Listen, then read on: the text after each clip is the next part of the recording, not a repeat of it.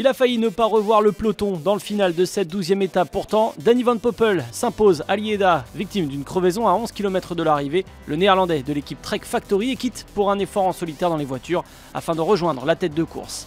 Il est ensuite ramené à l'avant par deux coéquipiers, mais surtout, Van Poppel a surgi au bon moment dans l'emballage final, là où Degenkolb, archi favori, se fait enfermer. Van Poppel en profite pour enlever sa première étape sur un grand tour pour son premier Tour d'Espagne, lui qui n'avait pas terminé ses deux premiers Tours de France 2014 et 2013. Il s'agit ici de sa 4e victoire de l'année.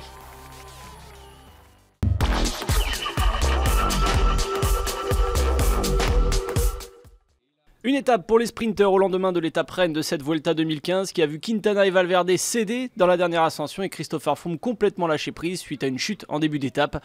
Le dernier vainqueur du Tour n'a d'ailleurs pas pris le départ aujourd'hui de cette 12e étape ce matin entre Andorre et Liège.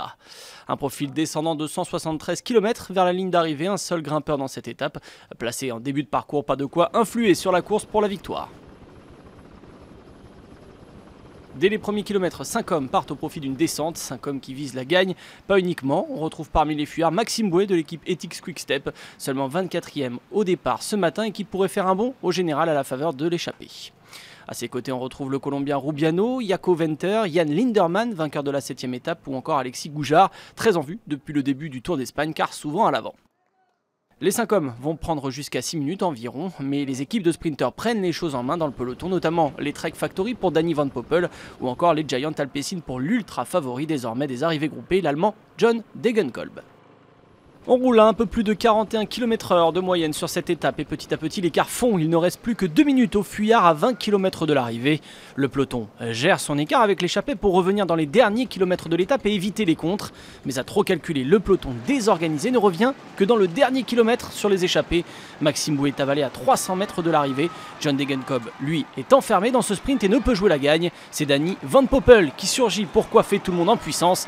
Le néerlandais devant sur la ligne, Daryl Impey, le sud-africain, et le belge Tosh van der Sande.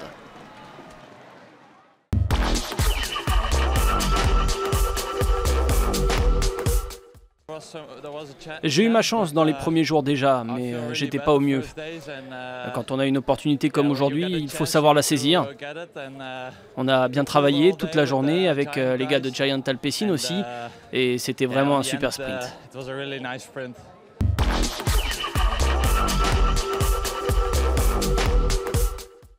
Danny Van Poppel remporte donc sur le fil cette 12e étape devant le sud-africain Impey et le belge Van der Sande. L'allemand Degenkolb ne termine lui que 5e. Au général, pas de changement, Fabio Aru mène toujours la danse. L'italien d'Astana possède 27 secondes d'avance sur son dauphin, l'espagnol Joaquin Rodriguez. Tom Dumoulin complète le podium.